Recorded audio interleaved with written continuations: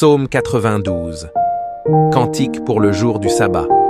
Il est beau de louer l'Éternel et de célébrer ton nom, ô Très-Haut, d'annoncer le matin ta bonté et ta fidélité pendant les nuits, sur l'instrument à 10 cordes et sur le luth, au son de la harpe.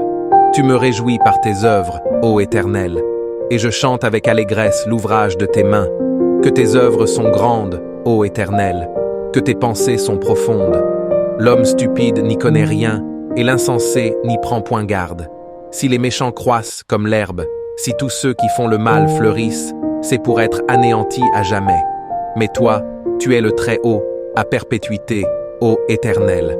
Car voici tes ennemis, ô Éternel, car voici tes ennemis périssent. Tous ceux qui font le mal sont dispersés. Et tu me donnes la force du buffle.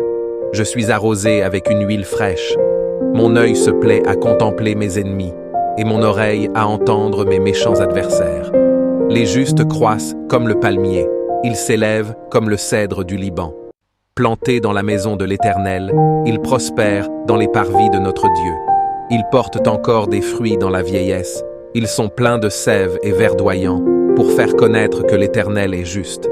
Il est mon rocher, et il n'y a point en lui d'iniquité. Psaume 90. Prière de Moïse, homme de Dieu.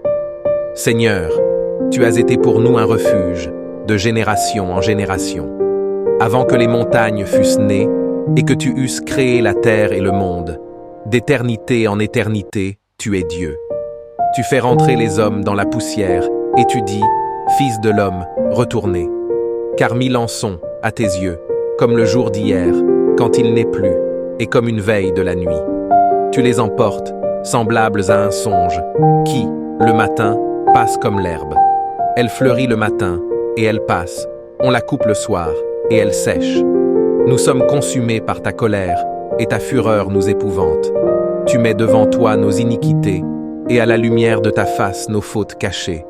Tous nos jours disparaissent par ton courroux. Nous voyons nos années s'évanouir comme un son. Les jours de nos années s'élèvent à 70 ans, et, pour les plus robustes, à 80 ans.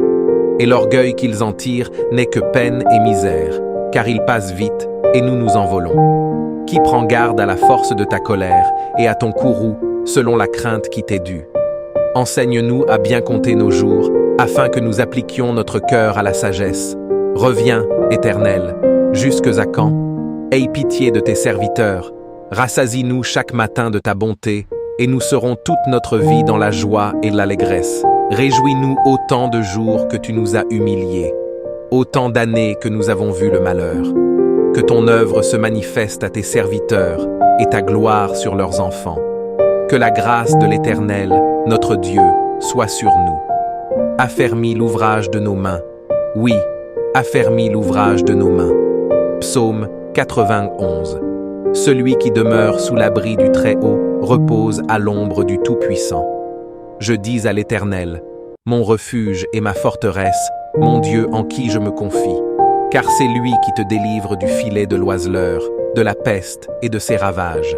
Il te couvrira de ses plumes, et tu trouveras un refuge sous ses ailes. Sa fidélité est un bouclier et une cuirasse. Tu ne craindras ni les terreurs de la nuit, ni la flèche qui vole de jour, ni la peste qui marche dans les ténèbres, ni la contagion qui frappe en plein midi. Que 1000 tombent à ton côté, et 10 000 à ta droite, tu ne seras pas atteint.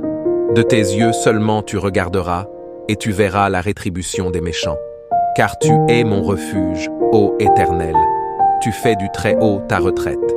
Aucun malheur ne t'arrivera, aucun fléau n'approchera de ta tente. Car il ordonnera à ses anges de te garder dans toutes tes voies. Ils te porteront sur les mains, de peur que ton pied ne heurte contre une pierre. Tu marcheras sur le lion et sur l'aspic. Tu fouleras le lionceau et le dragon. Puisqu'il m'aime, je le délivrerai. Je le protégerai, puisqu'il connaît mon nom. Il m'invoquera, et je lui répondrai. Je serai avec lui dans la détresse. Je le délivrerai, et je le glorifierai. Je le rassasierai de longs jours, et je lui ferai voir mon salut.